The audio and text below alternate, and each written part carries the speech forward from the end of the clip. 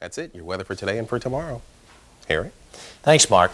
The internationally famous model and actress Iman has broken yet another barrier. She has become the first black woman to appear on the cover of Town and Country magazine. The January issue features Iman's recent trip to a tiny village in the Ndebele region of South Africa to encourage the self-taught women artists to preserve their heritage. And Iman joins us this morning from Los Angeles. Good morning. Good morning, Harry. What drew you to this part of Africa? Well, every black American always wanted to go to Africa, and every African always wanted to go to South Africa. But because of the apartheid, it wasn't possible. Nowadays, it is possible, and my first idea of to go to South Africa came from Town and Country when they approached me with the idea of going there. And I've read this book on the Ndebele women and their form of art, and I really wanted to go and see, experience it myself, and see if I could bring it to the West. And what did you find when you got there? What was your experience as you met these women? First of all, it's something that I've never seen in Africa before. The colors and everything else looked very cubism. The designs of the houses, the geometry of it, the colors that were used. It was the most amazing things I've ever seen. And because now they've been relocated, majority of these people, their houses are being demolished. So it's a dying art. And the funny part was that they told me that there was a Japanese company who were taking these women to Tokyo to design and paint a whole building there. So leave it to the Japanese to be the first. How has the abolition of apartheid affected the people there, or has it? Well, especially the Ndebele people, because they have been relocated, so they're losing all their farms and houses and being demolished. So that is not only a loss to them, but I think it's a loss to all of us. From your visit and from your experience there, we talk about the abolition of apartheid. It is still something that is certainly in process. Is it done? Is it history yet? Well, it's, I mean, any kind of a change is an encouragement. But I don't think there was much of a change I have seen. But although I have never been to South Africa before, but what I've heard of South Africa before, I've still seen the same hopelessness, the same kind of conditions, living conditions that were quite horrible. So I don't think much has changed, but maybe the best is yet to come. You're an awfully busy person these days. If we wanted to go to the movies, we would find you in the new Star Trek movie. What was that like? I was very happy to be part of Star Trek because it's supposed to have been the last one, or hopefully it is the last one. And they're celebrating their 25-year anniversary. And so it's just part of like a very Americana. I'm not a Trekker, wasn't one also, but now I've become part of an American history. That's great. So I'm very happy with the film, and it's doing very, very well. And finally, when are you going to get married? I did not set up a date yet, but probably next year. Okay, congratulations. Thank you very much. Thank you for taking a couple of minutes to chat with us this morning. It's a pleasure. You. Paula? 19 minutes On before CBS This Morning. 10 minutes until the hour. Blonde hair, blue eyes, they used to be prerequisites for any aspiring supermodel. Well, those days seem to be over with the emergence of models who more accurately represent the colors of America. Veronica Webb is one of the new black supermodels. She recently signed a contract with Revlon. Lana Ogilvy is the first black woman to be signed by CoverGirl Beauty Products. And Roshumba, who has appeared in 3 years for Sports Illustrated's famous swimsuit issue. All of these wonderful women are with us this morning. Can we say good morning? Good morning, Harry. Let's go one at a time. Tell me real quickly how you got your first break. My first break happened, I moved to New York, I was going to college, working in a store, and over the counter I got discovered by a hairdresser. Get out. So true. Just like in the movies. Exactly. That's why I came to New York, because it looks great in the movies. Yeah. So it was that easy? Because there's so many kids want to do this. Well, many are called, fewer chosen, Harry. And, it just happened to be at a time when the market was beginning to change, and I had a lot more success in Europe before I began to be successful in America. I'm going to come back to that in a second. How about you? I was discovered at my high school fashion show by a Toronto fashion scout who scouted for agencies in New York, and he came up to me and asked me if I wanted to be a model, and it wasn't really something I'd ever thought about, but I thought, oh wow, that sounds really cool. Maybe I won't have to go to university this year, and I'll try this for a year, and so many years later. Is it as good as it looks? Because it looks so glamorous. You wear all these great clothes. You travel all over the world. Well, yeah. I mean, this is a great job. You get a lot of opportunities, and to travel, to meet different people, do different things. But then it is hard work at the same time. I mean, nothing's easy. Everything has its pros and cons. Roshumba, your big break came how? Actually, my big break came sort of as a dare. I was working in Chicago as a medical technician. The friends that I associated myself with were all in the entertainment business, and they dared me basically to go to Paris and try to become a model. I got on a plane with $150. I was waiting for my income tax return to come, which never came. I took a 2-week vacation from my job, got on the plane, didn't speak French, flew to Paris, $150, and I went to see about 7 different agents. One liked me, sent me to see Yves Saint Laurent, and my first job the next day was Yves Saint Laurent, and I've been working ever since. There are people who want to go to Las Vegas with you. It's certainly, many. That's rare, though. Yeah.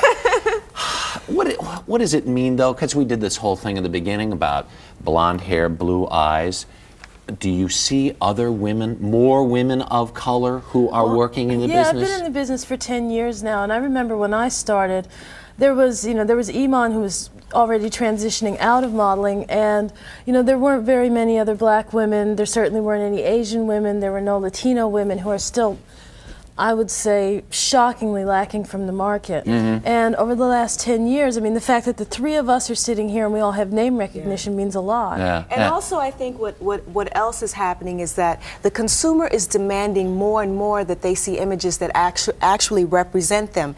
And not all the consumers are those people who would like to see blonde hair and blue eyes. They like to see someone like me, who's basically completely natural, someone like Veronica, who's maybe a little bit more of a cafe au lait, someone like Lana. And you signed with CoverGirl. What did that mean to you when they came to you and said, let's do this? Well, to me, I thought it was great. I thought it really showed, what the people are changing in their mindset and their attitude towards things. That a company, CoverGirl is one of the most well-known makeup companies in the States, and that they would choose someone like myself to represent them. Just shows that the public is demanding more, like Roshumba said, the consumer dollar, from what they see in advertising, and that companies are also realizing that there are lots of different women out there of different skin tones, different ethnic origins, maybe mixed, whatever. But all that's in response to the 1990 census, and I think that the fact that black people are standing up and being counted, answering the census, spending their consumer dollar, writing letters, and buying things makes a big difference for all of us. And in Swahili, Roshumba means... Beautiful. Thank you. How'd you know that? For coming in this morning. It's just amazing, isn't it? Thank you all. 5 before the hour, we'll be right back.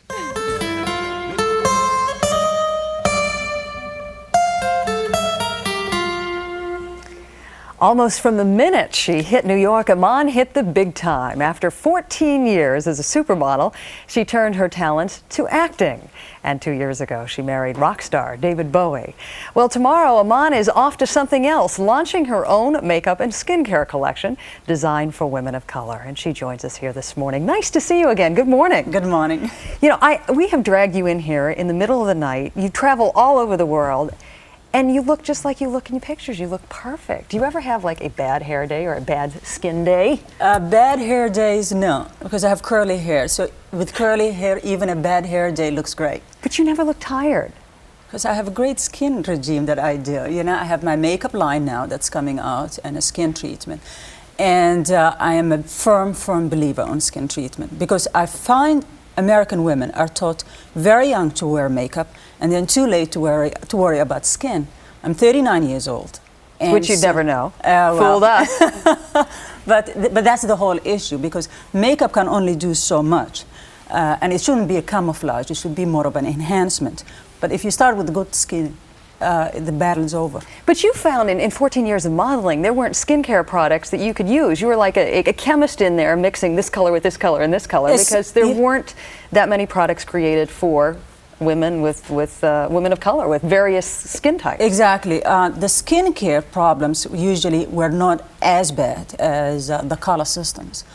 When I created the line, I created for women of color. And I realized that when I say women of color and people see me and I'm black, they think of only for African Americans. The line is actually for African Americans, Hispanic, Asians, and Native Americans. It was very important for me to include Native Americans because they're really rarely included in the beauty industry. And if I was talking about women of color, she is the original woman of color in this country. So I definitely included her in it. What I found in the 14 years that I was modeling was that I would go over to a cosmetic counter and I would buy 2 to 3 foundations and mix and match colors. I started playing a chemist. In my bathroom, I have literally every product that's available in the Western world. And I found it a little bit insulting as a consumer to go and buy all these products when I cannot find something right out of a compact, straight to my face.